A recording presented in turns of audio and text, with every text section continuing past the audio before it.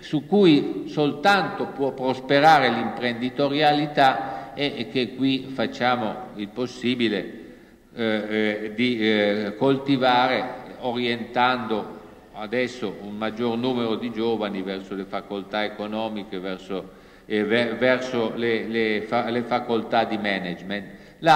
Tutto questo, grazie al prevalere del comunismo, non esiste, c'è una tabula rasa e prima di creare un'economia di mercato bisognerà evidentemente creare una cultura del mercato, una cultura che è fatta di tante cose anche piccole, per esempio la sensibilità di far arrivare il prodotto giusto nel punto giusto, dove la cosiddetta cultura della domanda, che anche quella non esiste, esisteva soltanto la cultura dell'offerta, quello che lo Stato produceva veniva immesso nei magazzini, che fossero stivali d'estate e sandali d'inverno, non importava, quello era quanto si offriva e la domanda non contava nulla. Quindi un gravissimo handicap per la nascita di una economia di mercato di qualsiasi tipo. Infatti il risultato qual è? Che i primi milionari russi, perché già anche in Russia ci sono i primi milionari, non sono degli imprenditori ma sono degli speculatori. Sono gente che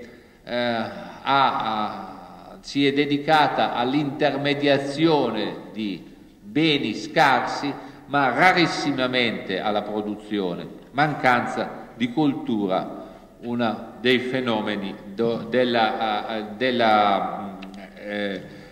predominio della cultura comunista. Muovere i beni in una maniera logica, vengono mossi in una maniera illogica e infatti oltre a scarseggiare moltissimi di questi prodotti vanno a male in carri ferroviari abbandonati su binari morti o su camion fermi per mancanza di benzina in mezzo alla taigà. Abbiamo il grave danno procurato alla cultura. Ora che l'Est dovrebbe ritornare a essere una parte dell'Europa, che cosa ci si ritrova? Ci si ritrova una cultura che è nata e cresciuta in un piatto conformismo. Non siamo forse più agli obbrobri della pittura del socialismo reale, ma certamente rimane un sottofondo di cultura di regime in cui milioni e milioni di giovani sono cresciuti e da cui ci vorrà un certo tempo per liberarsi. La cultura, per fortuna, è una cosa che si muove più rapidamente dell'economia. La osmosi fra est e ovest attraverso i film, attraverso la televisione, attraverso i libri, attraverso il giornale può essere più rapida di quella del mondo economico. Comunque vediamo che in molti paesi si comincia a rimediare, ci sono dei giornali fatti in maniera abbastanza accettabile anche per l'Occidente, ci sono giornalisti intraprendenti, ci sono anche programmi televisivi di buon livello, ma l'humus rimane sempre purtroppo quello che le università e i licei hanno prodotto per tutto questo tempo e per quanto si può intravedere viaggiando per l'Est, questa vernice di libertà, di democrazia è spesso soltanto una vernice che non ricopre abbastanza bene le piaghe lasciate aperte dal comunismo, ma non è riuscita ancora a farle chiudere. Ci sono ancora in giro libri dell'epoca, i libri richiedono una gestazione più lunga dei giornali, il ricambio non è ancora avvenuto e non è certamente l'abbattimento, lo sbullonamento delle statue e dei simboli del vecchio regime che può creare una cultura liberal democratica vera e propria. Di nuovo, dato il carattere totalizzante dell'insegnamento sotto i regimi comunisti, l'avvento di una cultura che possa essere chiamata liberal democratica richiederà storia ed evoluzione permettendo almeno una generazione. Un altro campo in cui l'eredità comunista, il fiasco rosso, è terribile è quello dell'ambiente. Non so quanti in Occidente si rendano ancora conto della devastazione che questi regimi, che erano finalizzati a moltissimi obiettivi, ma certamente non a quelli della qualità della vita, hanno fatto in una regione che una volta era tra le più belle, tra le più anche suggestive dal punto di vista naturale di tutta Europa. Chernobyl è rimasta un simbolo, è diciamo così il punto di riferimento che noi abbiamo per queste devastazioni. Hanno fatto indubbiamente danni enormi. Io ci sono stato, ho anche visto con i miei occhi alcune cose inquietanti, non so se tutto quello che vediamo in televisione, leggiamo nei giornali sia vero, perché ci si sono fatte sopra molte speculazioni. Comunque Chernobyl è la punta di un iceberg, ma al di là di Chernobyl ci sono settori interi dell'economia sovietica che sono stati devastati da questa mancanza di qualsiasi riguardo per l'ambiente.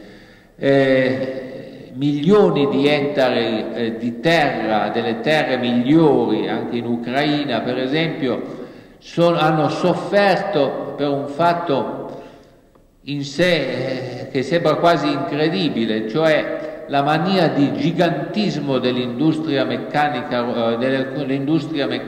sovietica. Sono stati utilizzati nell'URSS per moltissimi anni dei trattori troppo pesanti per quello che il terreno sopportava, e molte terre sono state ridotte in pratica a delle lastre di cemento su cui non si può neanche più seminare, dove non si può fare più niente. Nessuno si è mai curato delle conseguenze dell'inquinamento dell'aria, dell'acqua, nessuno si è mai neppure preoccupato di adottare delle tecniche di sfruttamento dei giacimenti petroliferi, delle miniere, che ne consentissero l'utilizzo al miglior grado. I grandi pozzi sovietici sviluppati negli anni 50 e 60 sono stati sviluppati così male, così rozzamente, con metodi così primitivi per affrettare le cose, che soltanto il 25% del petrolio disponibile verrà alla superficie, mentre in Occidente ormai si arriva al 40-45%, e questo sono situazioni non più recuperabili. Potrei andare avanti per ore menzionando le orribili discariche delle industrie cartacee in quel gioiello che era il lago Baikal, le devastazioni della foresta siberiana, la distruzione del lago Aral ad opera di opere di irrigazione dei campi di cotone dell'Uzbekistan mal concepite, per cui oggi una grossa parte di queste province dell'Asia centrale sono ridotte a deserti di sale. Il lago Aral, che una volta era uno dei più pescosi del mondo, è diventato una specie di pozzanghera invivibile, la cui popolazione ha il più alto tasso di mortalità dell'Asia, ed è dell'Asia, dico, non dell'ex Unione Sovietica, comprendendo perfino il Pakistan. Abbiamo centrali nucleari, oltre a quella di Chernobyl, che secondo quanto ha riferito proprio al Corriere della Sera in un'intervista uno degli ispettori della IAEA, potrebbero saltare per aria esattamente come Chernobyl nell'arco dei prossimi 3 anni. E tutto questo è stato esportato dal comunismo, proprio dai metodi del comunismo, anche nell'Europa dell'Est. Non so chi di voi ha avuto occasione di viaggiare da quando si sono aperte le frontiere nelle regioni industriali della Moravia, nella stessa Germania dell'Est, nelle regioni carbonifere della Slesia,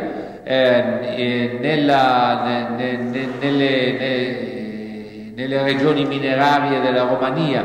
Sono spettacoli che i nostri verdi, che pure hanno avuto spesso simpatie verso la sinistra, dovrebbero guardare davanti e di dietro e poi trarne le conclusioni. È stata una distruzione neanche sistematica, ma dovuta proprio a questa mentalità di incuria, questa mentalità finalizzata a faraonici e spesso cervellotici piani quinquennali, in cui l'obiettivo era quello di determinati traguardi di produzione, determinate cifre di produzione, e quelli che rimanevano sul terreno peggio per loro. Sono purtroppo danni che forse non sono neppure più riparabili, e che comunque la cui riparazione, ammesso che possa avvenire, richiederà decenni e decenni e investimenti da fare rabbrividire. Altre belle imprese del comunismo, altri capitoli all'attivo del fiasco rosso. Vorrei nominare quello delle nazionalità, perché qui ci troviamo proprio di fronte a uno dei grandi traguardi di Lenin e di Stalin. Lenin e Stalin erano convinti che il socialismo avrebbe progressivamente cancellato le differenze nazionali, unito in uno stesso spirito, in uno stesso popolo, gente di origini, di culture, di religioni, di etnie diverse. E questo era uno dei grandi vanti del regime, ed è stato anche una delle sue come dire, direttrici di marcia, quando venivano disegnati confini spesso cervellotici, soprattutto nella Transcaucasia, nella certezza che comunque il grande calderone del comunismo avrebbe annullato le differenze nazionali, avrebbe trasformato i moltissimi popoli dell'ex Unione Sovietica in un solo popolo sovietico. I risultati ce li abbiamo sotto gli occhi. L'unico risultato che il comunismo ha ottenuto è stato quello di congelare con la forza, di soffocare sotto il tallone del KGB queste differenze, questi contrasti. Non appena questo gendarme è venuto meno e i conflitti nazionali sono esplosi con tanto maggiore violenza, in quanto erano stati compressi artificialmente, soffocati e peggio ancora ignorati per 70 anni. Cioè c'è stata questa illusione, del resto tipica dei comunisti, di poter ignorare la natura umana, di poter ignorare la storia, di passare sopra a tutto con una specie di rullo compressore. Invece abbiamo avuto esattamente il contrario. Oggi che l'Unione Sovietica ha cessato di esistere, troviamo armeni contro azeri, ceceni contro russi, georgiani contro osseti, e chi più ne ha più ne metta. Probabilmente troveremo presto anche russi contro ucraini. Potrei andare avanti per lungo tempo con questa analisi dei fallimenti del comunismo. Vorrei dedicare gli ultimi 5 minuti a un'analisi di quello che l'Occidente può fare. Noi abbiamo speso milioni di miliardi di lire per circa 40 anni per contenere l'espansionismo comunista sotto forma di armamenti, di aiuti ai paesi minacciati, di spese di ogni tipo dirette proprio a vincere questa guerra contro questa ideologia che Reagan ha giustamente identificata con l'impero del male. Sono stati investimenti molto proficui, perché alla fine la battaglia l'abbiamo vinta. Il problema è: l'abbiamo vinta davvero? Zinoviev prima sosteneva che la battaglia non è ancora vinta, e io tendo a ritenere che effettivamente siamo ancora a metà del cammino. Noi adesso abbiamo, senz'altro, invece dell'Unione Sovietica e del Patto di Varsavia, abbiamo di fronte nell'Europa dell'Est paesi che sono ansiosi di entrare nell'economia di mercato, che vorrebbero addirittura aderire alla Comunità Economica Europea, alcuni vorrebbero addirittura aderire alla NATO. Al posto dell'URSS abbiamo 15 repubbliche, in parte l'una contro l'altra armate, che certamente non rappresentano più una minaccia militare per l'Occidente nella misura in cui la rappresentava l'Unione Sovietica. Certamente hanno perso qualsiasi capacità competitiva e anche qualsiasi spinta inflazionistica, ma il nostro obiettivo era di avere una Russia sull'orlo del caos, dove la gente non ha abbastanza da mangiare per passare l'inverno e dove negli ospedali si fanno le operazioni con la lametta di rasoio perché non ci sono più bisturi? Oppure il nostro obiettivo era di avere una Russia, un'Ucraina, una Bielorussia, quel che volete, democratiche, aperte alle influenze occidentali, capaci di rientrare nell'economia mondiale di mercato e quindi di diventare, oltre che dei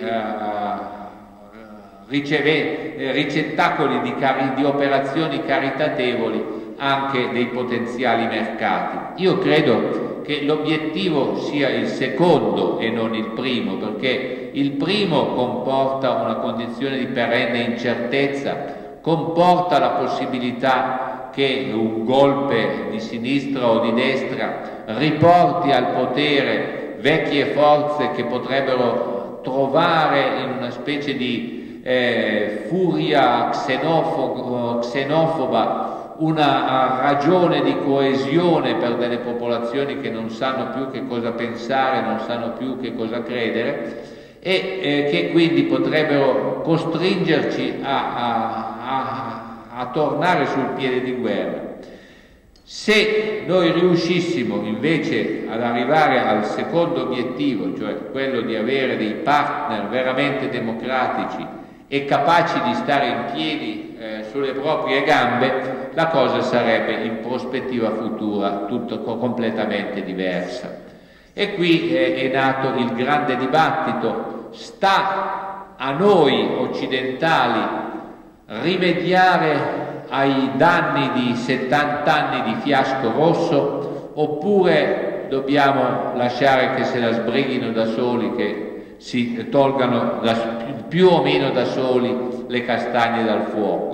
Oppure c'è una soluzione mediana in cui bastano alcuni miliardi di dollari ben collocati per mettere in moto una spirale virtuosa. Siamo veramente di fronte a una domanda da $1 milione.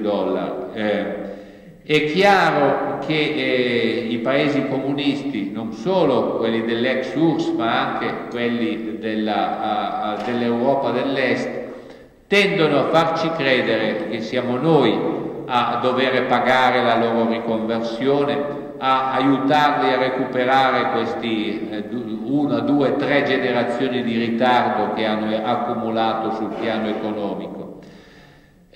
Abbiamo avuto Wałęsa che al Parlamento europeo di Strasburgo ha tuonato contro l'egoismo occidentale, abbiamo tutti i giorni praticamente i vari Yeltsin, Kravchuk e compagni che dicono: se ci fate fallire le riforme sarà peggio per noi, sarà peggio per voi. È proprio così? Quanti miliardi di dollari bisogna investire perché l'operazione di riconversione riesca? Che garanzie ci sono che anche destinando a questa operazione una parte notevole delle nostre risorse essa riesca e non vada invece ad arricchire e a potenziare quello che dal punto di vista storico e geografico potrebbe sempre tornare ad essere un nemico? Sono domande molto difficili cui tutti tendono a rispondere un po' secondo le proprie possibilità, secondo il proprio interesse. L'America fino adesso è stata probabilmente la più tiepida nel correre in aiuto dell'ex nemica, un po' per ragioni economiche, la recessione là è forte, un po' per ragioni elettorali. Bush sente che la gente non ci sente molto da questo orecchio, un po' forse anche perché essendo gli americani ancora i più abili nell'analizzare le situazioni, capiscono che la mancanza assoluta di certezze, la fragilità delle strutture rischiano che si getti, come dicono loro, good money after bad money. La Germania, che è forse quella che ha tratto i maggiori vantaggi dal crollo dell'impero comunista, nel senso che ha ottenuto quello che non sperava certamente di ottenere, una riunificazione quasi senza pagare pedaggio, è quella adesso più ansiosa di consolidare i regimi dell'Est, anche per evitare che in caso di tracolli economici o di contraccolpi politici una massa di profughi si riversi sul suo territorio. L'Oder-Neisse rimane la prima frontiera che si incontra dall'est venendo verso l'ovest, e infatti la Germania è quella che ha finora gettato più soldi nel piatto. I giapponesi sarebbero disponibili a fare molto, però essendo giapponesi lo vogliono fare in cambio di qualcosa, vogliono indietro quelle isole Kurili che l'Unione Sovietica sottrasse loro negli ultimi giorni della Seconda Guerra Mondiale e che la cui perdita non hanno mai accettato. Può Yeltsin vendere quello che è parte integrante del territorio russo in cambio di un mucchio di dollari senza perdere completamente la faccia e senza aprire un vaso di Pandora di rivendicazioni che potrebbero coinvolgere per esempio l'ex Königsberg, oggi Kaliningrad è diventata un'enclave della Russia al di fuori del territorio nazionale. È difficile anche qui prevedere che cosa si farà. Certo è che in gran parte oggi dipende da noi quanto questo fiasco rosso peserà sull'avvenire dell'Europa dell'Est e quanto tempo ci vorrà per riscattarsi da tutto questo lungo periodo di errori e di aberrazioni. Io Non credo onestamente che bastino i dollari per far sì che la transizione avvenga in una maniera morbida, senza scosse. Ma Recalter ha detto giustamente questa mattina che esistono modelli per riconvertire un sistema dittatoriale in un sistema democratico, non esistono finora modelli per convertire un'economia comunista in un'economia di mercato. L'operazione non è mai stata fatta. Ci hanno provato con qualche difficoltà e non sempre con soddisfazione per primi gli abitanti della minuscola isola di Grenada, liberata da Ronald Reagan 9 anni fa, dopo 5 anni di dominio comunista. Ebbene, ci sono stato di recente, ancora non ci sono riusciti neppure loro, 90.000 abitanti e un sacco di aiuti dalla CE, dagli Stati Uniti e anche da altre fonti. Questa opera di riconversione richiede, a mio avviso, soprattutto un'opera di riconversione culturale e secondo me varrebbe meglio a prendere 50.000 cittadini russi, portarli in Occidente e insegnargli, fargli vedere come si fa, che non mandare 50 miliardi di dollari là perché se li spendono da loro senza avere ancora dei criteri accettabili per farlo. Grazie.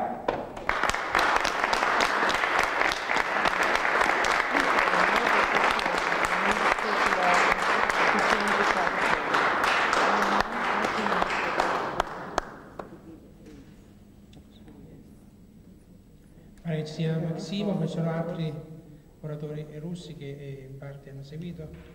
Allora, Antigripoda ha delle notazioni in merito all'esposizione molto ampia e articolata di Livio Caputo e anche intorno a una proiezione intorno a quanto accennato questa mattina da Maria Calter, che mi pare è qui ancora?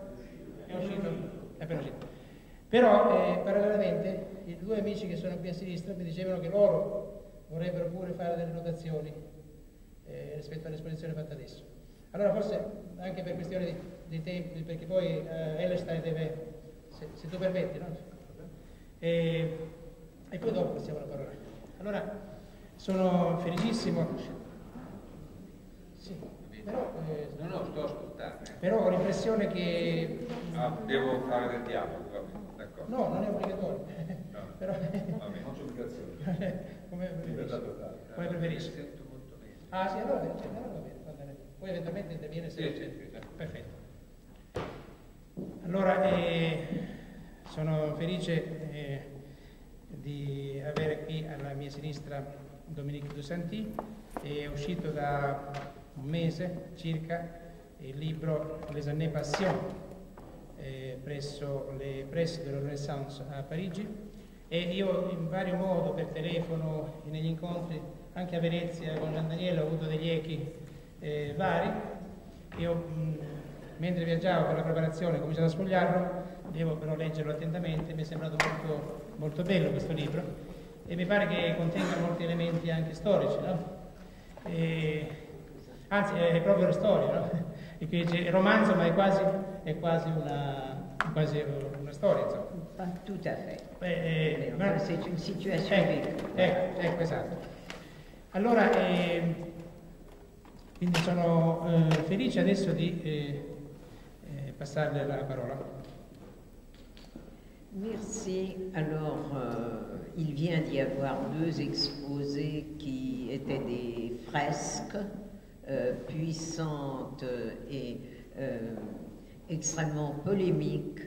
Alors vous allez pouvoir reprendre votre respiration parce que moi j'ai pour titre choisi par Armando, je dois dire, l'autre de l'Europe, et par conséquent je vais vous demander de vous occuper de l'idée des rapports qu'on a à l'intérieur de l'Europe avec l'autre.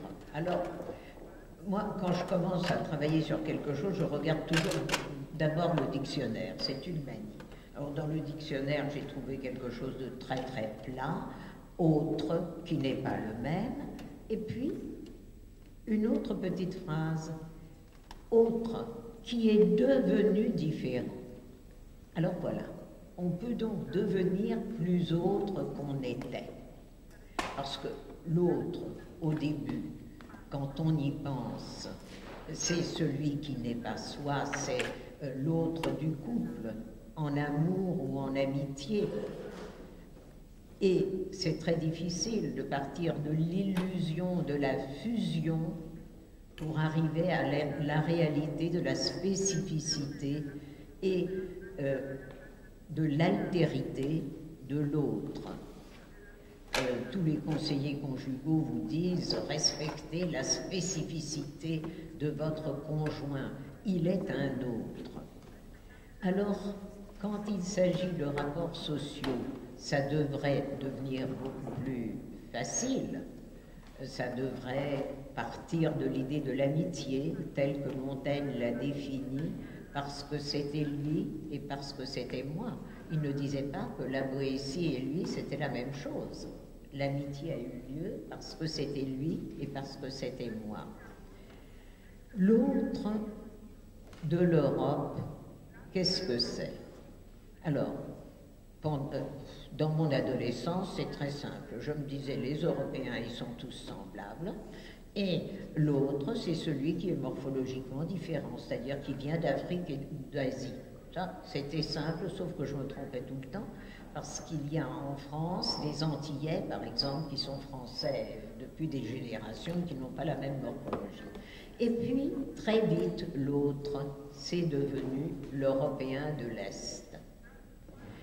Et alors là, je suis obligée en effet de vous dire quelque chose de mon histoire personnelle pour que vous compreniez ce que j'ai à vous communiquer. C'est que moi et de Santi et beaucoup de gens dans notre génération, et même plus jeunes que nous, pendant la guerre, sont devenus communistes, comme en Italie d'ailleurs.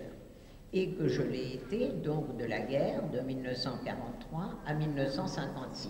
Ceci pour que vous compreniez que, à partir de la libération, l'autre de l'Europe, c'était pour moi, bien sûr, l'Européen de l'Est, mais qu'il était revêtu d'un rayonnement de mythe, parce qu'on nous avait dit qu'à l'Est, le socialisme construisait l'homme nouveau. Par conséquent, ils étaient différents, mais différents en mieux. Par conséquent, nous ne pouvions avoir que des rapports inégaux puisqu'ils étaient mieux. Alors, la note comique de l'affaire, c'est que c'est la période de ma vie où j'ai le plus voyagé à l'Est et que mon idée, mon mythe se répercutait si bien sur mon interlocuteur qu'il ne me montrait avoir, eux qui connaissaient la réalité, que des choses qui pouvaient ne pas trop détruire mon mythe, ce qui peut maintenant nous paraître tout à fait comique. Mais si vous voulez, l'intensité d'une espérance se communique à l'autre. Alors, donc, dès qu'il me paraissait semblable à moi, je me disais, c'est en eux les séquelles du vieil homme. Ça, c'est une citation communiste très connue, les séquelles du vieil homme, et c'est ce qu'il faut éliminer. Et quand ils étaient radicalement différents, quand par exemple ils employaient la langue de bois que je trouvais épouvantable, je me disais, oui, mais ils construisent l'homme nouveau. Et puis, à la mort de Staline, ma croyance a commencé à décliner parce que les gens se sont mis à me dire autre chose, des choses plus réelles. Et en 1956, au moment de Budapest, j'ai perdu tout espoir et je suis partie. D'autres de mes camarades ont eu la patience plus durable. Mais bon, alors, pendant 33 ans, après ça, de 56 à, mettons, 89, je ne suis plus retournée dans les pays de l'Est et par conséquent, je n'ai eu affaire qu'à des dissidents. Et je décidais que puisqu'ils étaient venus en Occident, c'est qu'ils voulaient être comme nous. Ils ne voulaient plus être autres. Par conséquent, je les regardais à nouveau à travers un prisme, le prisme de ce que j'appellerais l'égalité jacobine. Vous savez, le prisme qui a fait que les instituteurs de la Troisième République française ont réclamé au gouvernement, quand ils étaient en poste en Algérie, en Afrique noire ou en Asie, les mêmes manuels scolaires que ceux qu'on avait dans les classes élémentaires en France, et c'est ce qui a donné cette caricature de petits enfants noirs qui récitaient nos ancêtres les Gaulois. Alors c'est ce que j'appelle, moi, le désir d'identité jacobin. Et j'appliquais encore, je m'en aperçois aujourd'hui seulement, j'appliquais encore cette grille sur les dissidents de l'Est. Et puis ensuite, en 89, avant même la chute du mur de Berlin, je suis retournée à l'Est, puis il y a eu la chute du mur de Berlin, puis j'ai pu parler avec des gens de l'Est, et tout d'abord des soviétiques. Et alors je me suis aperçue de quelque chose d'assez extraordinaire, c'est qu'une fois de plus, j'avais des idées fausses. Parce que ce dont ils avaient besoin, un besoin vital que nous ont montré toutes les interventions qui ont été faites à cette tribune, dont certaines... Lénine avait été le premier à au moins tolérer la terreur. C'est Lénine qui a édifié la Tchéka quand même, ça c'est un fait historique, mais dont on ne parlait pas. Alors bon, Staline aux orties c'est entendu, mais Lénine, figure intangible. Cet homme, quelques années auparavant, avait fait paraître cet article très controversé, et depuis, quand je l'ai rencontré, c'était déjà admis par tout le monde, tellement l'histoire galope à toute allure. Et cet homme, ayant appris que dans mon enfance, j'avais rencontré quelqu'un qui me paraissait vieux comme Mathusalem, mais qui ne vous paraît pas vieux dans l'enfance et dans l'adolescence, qui s'appelait Berdiaïev et qui était un philosophe russe, pour lui c'était... mais comme pour quelqu'un du 1er siècle qui aurait rencontré quelqu'un qui aurait touché Jésus. C'était extraordinaire. Et alors il me disait, mais comment était-il, comment parlait-il, comment mangeait-il, qu'est-ce qu'il aimait? J'en savais bien entendu rien. Et j'ai été sidérée, parce qu'ensuite il m'a interrogé également sur les romanciers russes de l'émigration, qui me paraissaient à moi de vieux écrivains réalistes, pas socialistes, certes tout à fait anticommunistes, mais des écrivains employant des méthodes extrêmement traditionnelles et qui, pour eux, étaient une part de la littérature qu'ils voulaient se réapproprier, qu'ils voulaient réapprendre et remettre dans leur héritage.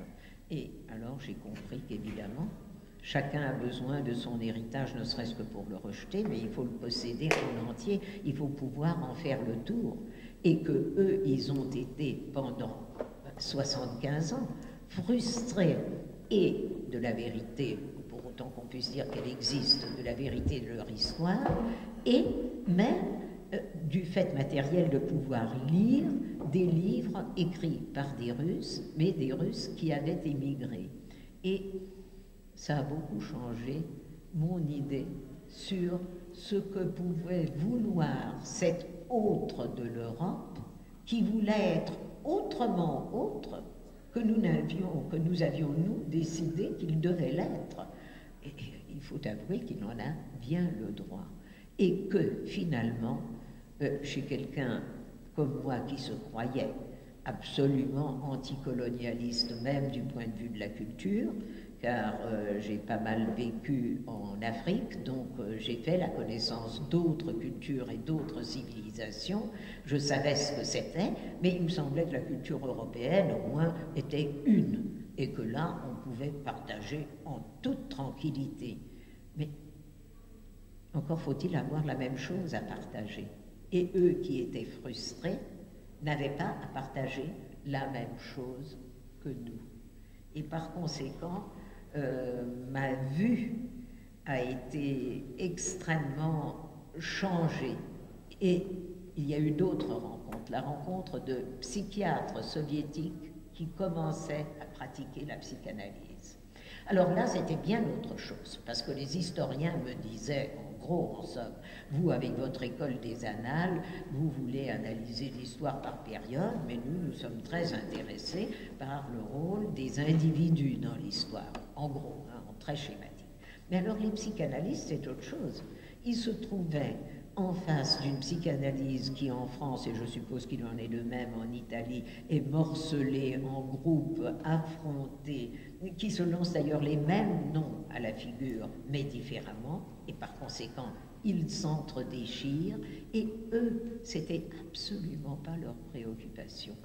Ils sortaient d'une psychiatrie policière, je dirais, contre laquelle certains avaient lutté très fort, et ils y avaient perdu leur avancement, ils avaient beaucoup nui à leur carrière.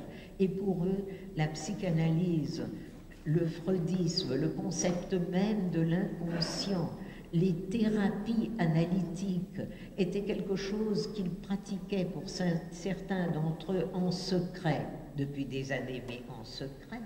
Et le fameux congrès de Tbilissi, auquel Armando s'était rendu d'ailleurs, avait été la première réunion sur le sol de l'Union soviétique, qui en ce temps-là s'appelait ainsi, et où les mots inconscients, les mots psychanalyse et les différentes théories avaient pu simplement être exprimés, sans être secrètes. Et c'était un grand événement, et c'est à peine vieux de 10 ans. Et vous direz qu'on n'a rien dit du tout. Le premier compte rendu de ce congrès a été fait il y a 1 an. Oui, bon, ben voilà.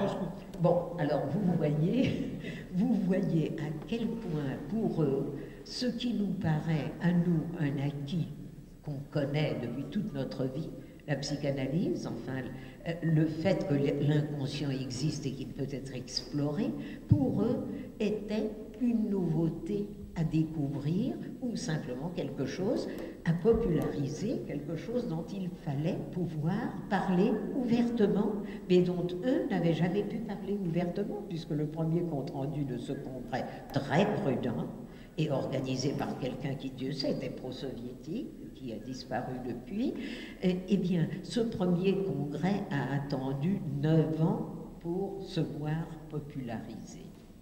Alors, vous voyez que l'autre est vraiment un autre. Et je voudrais vous dire quelques mots maintenant d'un autre qui paraît pas autre du tout, c'est les Allemands. Alors là, j'ai eu vraiment d'extraordinaires surprises. Depuis la chute du mur, je suis retournée plusieurs fois en Allemagne et je me suis heurtée à la guerre non déclarée, bien sûr, et tout à fait, comment dirais-je, pas clandestine, mais souterraine, des gens de l'Est, les Ossis, comme on les appelle dédaigneusement, et des gens de l'Ouest, les Wessis, qui, naturellement, avaient été élevés dans dans la même langue, mais dans 2 idéologies radicalement différentes, c'est-à-dire les gens de l'Ouest, les Wessis, le modèle, c'était le modèle du capitalisme libéral américain, la réussite, la réalisation de soi-même, l'individualisme, tu ne comptes que sur toi, si tu veux avoir un parti, il y a le choix, il y en a beaucoup, tu peux faire partie d'un syndicat pour défendre ta profession, mais tout ça dépend de toi. Et les autres avaient été élevés dans l'idéologie que l'on connaît, qui est une idéologie du consentement, de la résignation, mais de la sécurité.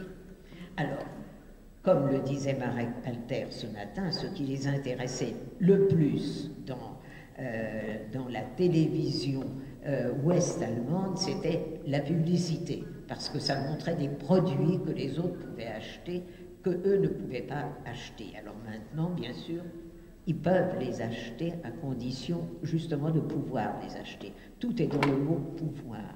Ils ne peuvent pas tous, ils ne peuvent pas beaucoup, et ils découvrent ce que c'est que d'être un individu, c'est-à-dire la compétitivité dont ils n'avaient aucune idée, ce que c'est qu'un individu à protection sociale, je dirais, normale, moins bonne qu'en France d'ailleurs, moins bonne qu'en Suède, mais bonne quand même, mais qui n'avait rien à voir avec la prise par la main des pays socialistes, à condition que vous ne disiez rien et que vous vous contentiez du minimum. Alors le minimum, vous l'aviez. Mais quand vous arrivez à l'Ouest, si vous ne réussissez pas, si vous n'avez pas pris l'habitude de devenir meilleur dans votre profession, quelle qu'elle soit, vous tombez au chômage. Et ça, ils ne le savaient pas. Maintenant, évidemment, ça existe à l'Est comme à l'Ouest. Mais primitivement, pour eux, le chômage, c'était un des fléaux du capitalisme de l'Ouest.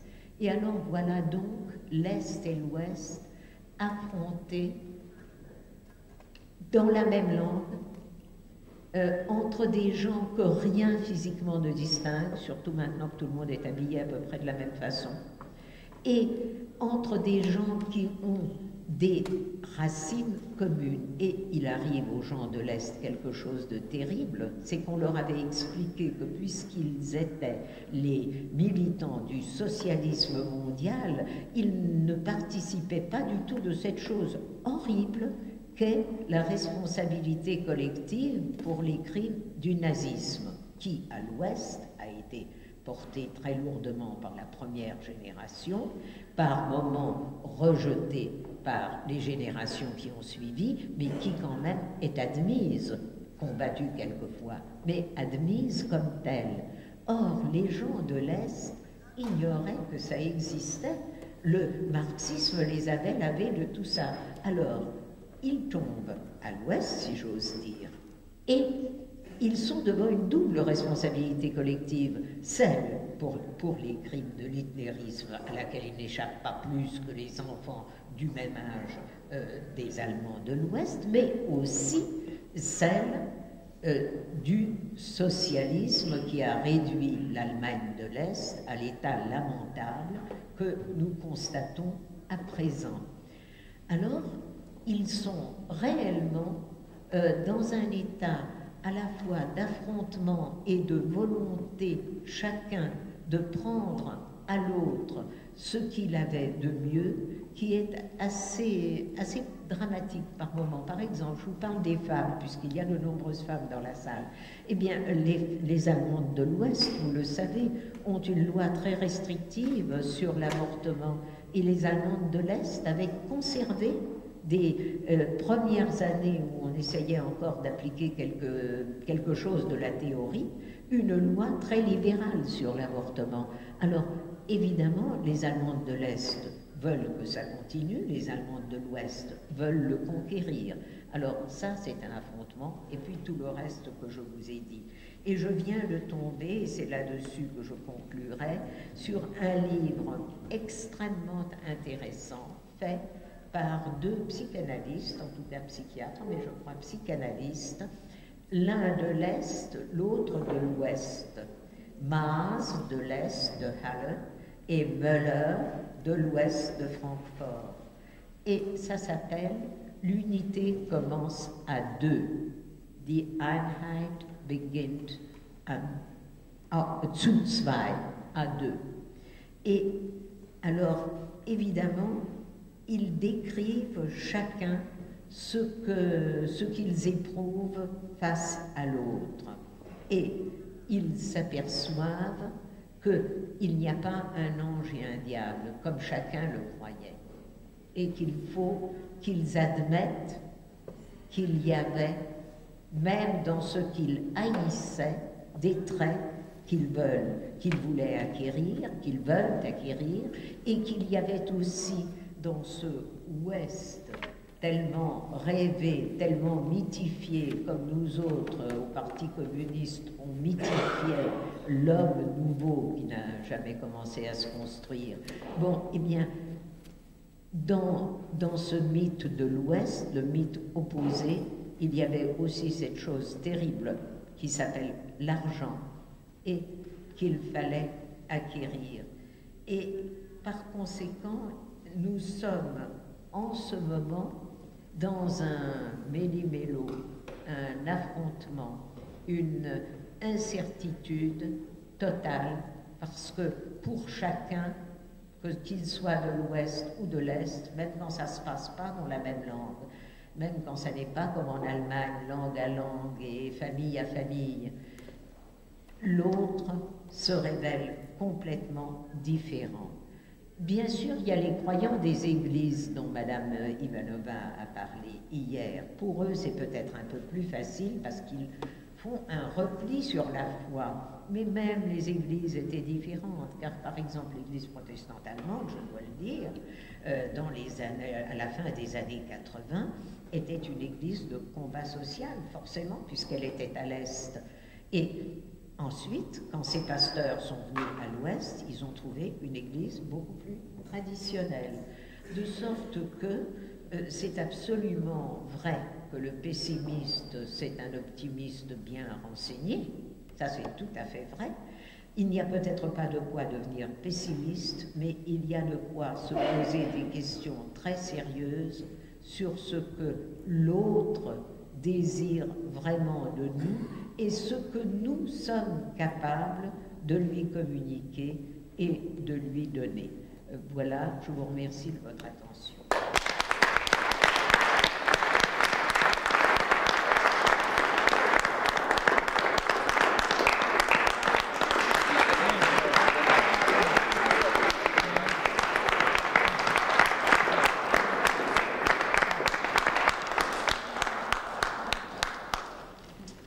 Bene, allora questo omaggio floreale all'altro.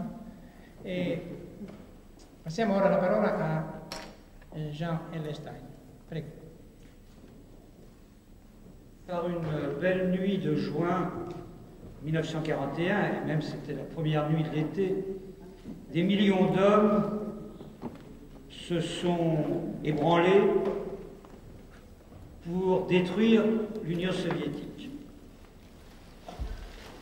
Et un grand journal italien, le Corriere della Sera, a eu l'idée bizarre, fantasque, dont je ne connais pas réellement la raison, mais qui était tout à fait intéressante, d'envoyer un grand écrivain italien qui avait eu un parcours politique assez curieux et qui l'aura encore après la guerre, mais qui incontestablement était un grand écrivain et qui avait même été déporté pendant quelques années des îles de Paris par Mussolini, mais on l'a envoyé comme correspondant de guerre sur le front de l'Est, avec l'armée italienne, avec l'armée allemande, avec l'armée roumaine. Et il a écrit toute une série de chroniques, dont certaines ont été publiées, d'autres un peu caviardées, d'autres enfin pas publiées du tout. Et il a décrit ce qu'il appelait, en 1948, le combat d'une tyrannie contre une autre tyrannie. Et il a publié toutes ces chroniques en français dans une préface qu'il a rédigée spécialement. C'est curieusement Malaparte. Et il a publié ces chroniques après la guerre en 1948 avec une préface qu'il a rédigée en 1948 et qu'il a intitulée « La Volga naît en Europe ». Et à l'intérieur de cette phrase, il a mis une parenthèse, et dans cette parenthèse, il écrit ceci: « De même que la Seine, la Tamise, le Tibre et le Potomac ».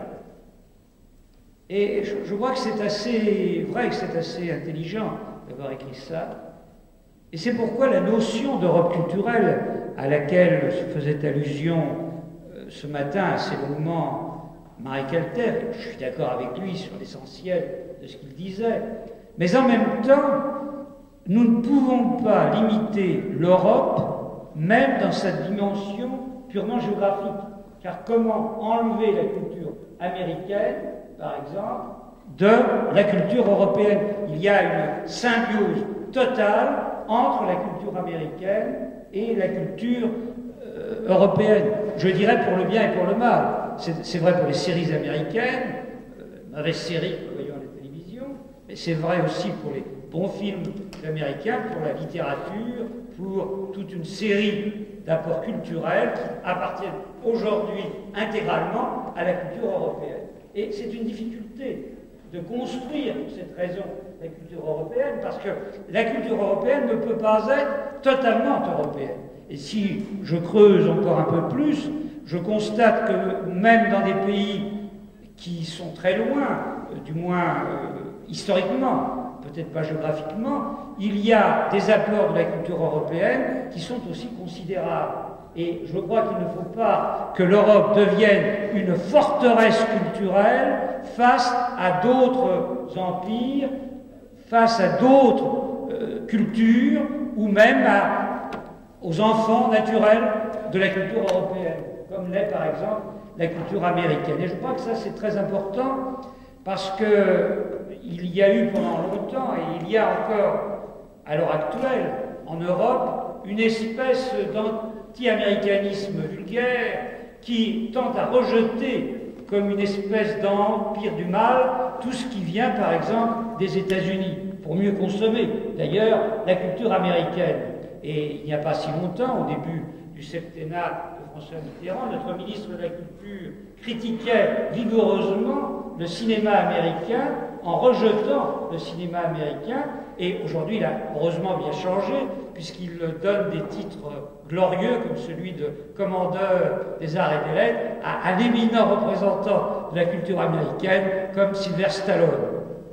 Alors, naturellement, mon observation a une raison très précise, qui est de dire que dans le fond, on a eu raison de commencer par l'économie, parce qu'on ne pouvait pas commencer par autre chose à l'époque, au lendemain de la Seconde Guerre mondiale. Et si l'Europe a une certaine existence, c'est parce qu'on a commencé par l'économie. Alors je reconnais qu'il y avait dans l'idée européenne à l'origine une ambiguïté. C'était effectivement un instrument de guerre froide pour un certain nombre de ses partisans, mais il y avait, au-delà de l'idée de la guerre froide et des nécessités de la guerre froide, il y avait une idée européenne en elle-même qui était d'affirmer l'indépendance de l'Europe et de créer les conditions pour que cette indépendance de l'Europe puisse se développer. Et je crois que sur les deux plans, il y a eu des avancées considérables. Par exemple, l'effondrement de l'Empire soviétique, je prétends qu'il est en partie dû au succès de la communauté européenne, au fait qu'il y a eu une espèce de retour de bâton historique. C'est-à-dire que dans les années 40, lorsque j'étais jeune militant communiste, mais ça allait bien au-delà du Parti communiste, puisqu'on le trouvait dans tous les rangs de la gauche, dans le gaullisme, dans des secteurs considérables de la pensée politique et dans l'action politique française, comme en Italie, Verdiglione le rappelait tout à l'heure, ce matin, il y avait en quelque sorte une véritable idée selon laquelle c'était le communisme qui allait triompher et que la démocratie c'était quelque chose qui avait sa valeur peut-être pour certains, mais qui était sur la défensive, qui allait céder. Et on retrouve cela d'ailleurs curieusement dans quelques interventions que j'ai entendues ici. Par exemple, dans l'intervention de Zinoviev.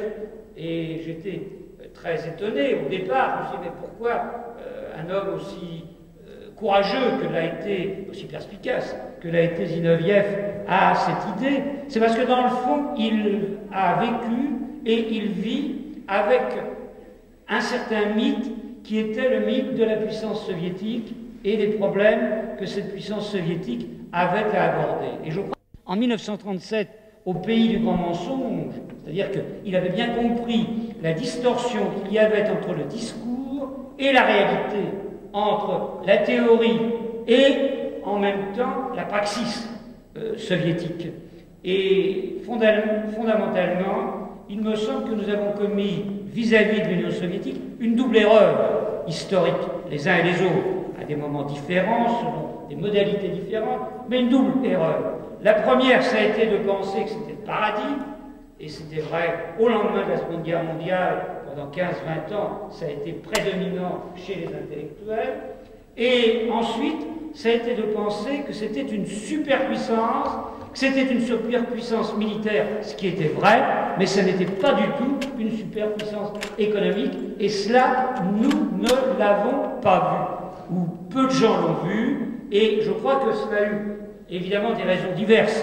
Pour les uns, c'était un moyen de légitimer l'importance des crédits militaires dans les pays occidentaux. Donc on avait intérêt à développer l'idée de la superpuissance soviétique, parce qu'on disait, voilà, il nous faut beaucoup de crédits pour pouvoir lutter contre cette superpuissance et équilibrer ses forces. Et d'un certain point de vue, ça n'était pas totalement faux. Je dirais même que ça a eu une influence considérable sur la chute de l'Union soviétique. Et je suis un peu étonné que personne n'ait fait allusion à cette raison de la puissance de la chute de l'Empire soviétique. C'est que dans le fond, nous avons l'histoire de la grenouille qui a voulu se faire aussi grosse que le bœuf. C'est un peu la fable de La Fontaine qui se termine comme cela, et la chétive bête enfla si bien qu'elle en creva. Et je crois qu'une des raisons rapides de la chute de l'Empire soviétique, c'est l'importance qu'on a donnée à l'ensemble militaro-industriel, puisqu'il représentait, selon des calculs qui ont été faits par des économistes de l'ex-Union soviétique, jusqu'à 21-22% du produit national brut, alors que même les organismes de renseignement aux États-Unis, en France et dans les pays occidentaux estimaient qu'ils étaient seulement à 14% du produit national brut. Et cet effort militaire a été tel qu'il a paralysé le développement civil et que, ajouté à la bureaucratie, à la domination de la nomenclatura, la classe dirigeante et à l'absorption d'une partie des richesses du pays, tout cela avec le monopole de l'économie d'État a créé les conditions d'une chute rapide, brutale de l'Empire soviétique. Peut-être pouvait-on penser que cette chute ne serait pas aussi rapide qu'elle l'a été, mais d'un autre côté, nous devons bien comprendre que l'Union soviétique était un château de cartes. Quand on enlevait une carte, alors le château s'écroulait. Et c'est une chose qu'avait bien comprise Brejnev. Brejnev n'était pas aussi stupide et aussi idiot que le disait Zinoviev, de ce point de vue, ou Maximov. C'étaient des gens qui avaient tout à fait conscience de la fragilité du système politique et économique soviétique. Et c'est pourquoi, dès que quelque chose bougeait quelque part, ils tiraient à vue dessus, comme ils l'ont fait en 1968 avec le socialisme à visage humain en Tchécoslovaquie, même si le socialisme à visage humain n'était pas totalement satisfaisant pour un certain nombre de raisons que je ne veux pas analyser ici, il n'en demeurait pas moins que par l'exemple démocratique qu'il représentait, il constituait une menace pour les pays de l'Europe de l'Est, pour la domination soviétique dans les pays de l'Europe de l'Est, mais aussi pour l'Union soviétique elle-même. D'autant plus qu'il y avait des problèmes économiques, il y avait des problèmes politiques, de la démocratie, et il y avait le problème des nationalités. Car si nous ne savions pas que derrière la façade de la patrie soviétique, il y avait les nationalités qui restaient puissantes, et d'autant plus puissantes qu'ils étaient brimés, les dirigeants soviétiques de l'époque le savaient pertinemment. Ils savaient, eux, qu'ils étaient menacés par des explosions de nationalité. C'est d'ailleurs pourquoi ils interviendront avec férocité à chaque fois que le problème des nationalités se pose à l'intérieur de leur empire, mais aussi à l'extérieur ou sur les marges de leur empire, comme par exemple en Afghanistan. Parce qu'en Afghanistan, c'était une opération qui n'avait pas seulement, et peut-être pas tellement, un but d'expansionnisme vers les mers chaudes, comme on a pu le dire, mais qui était une opération de police extérieure dans une marge de l'Empire et de police intérieure par rapport aux républiques musulmanes qui étaient tellement importantes à l'intérieur de l'Union soviétique. Puis enfin, il y a une autre idée, je crois, qu'il faut développer, je le ferai rapidement, parce que nous n'avons évidemment pas le temps de le faire de façon détaillée, et c'est que le système soviétique, en dépit de la fin de la terreur sanglante stalinienne et lénino-stalinienne vers 1954-1955, le système était resté un système totalitaire. Ce n'était pas, si je peux dire, du hard, mais c'était du soft.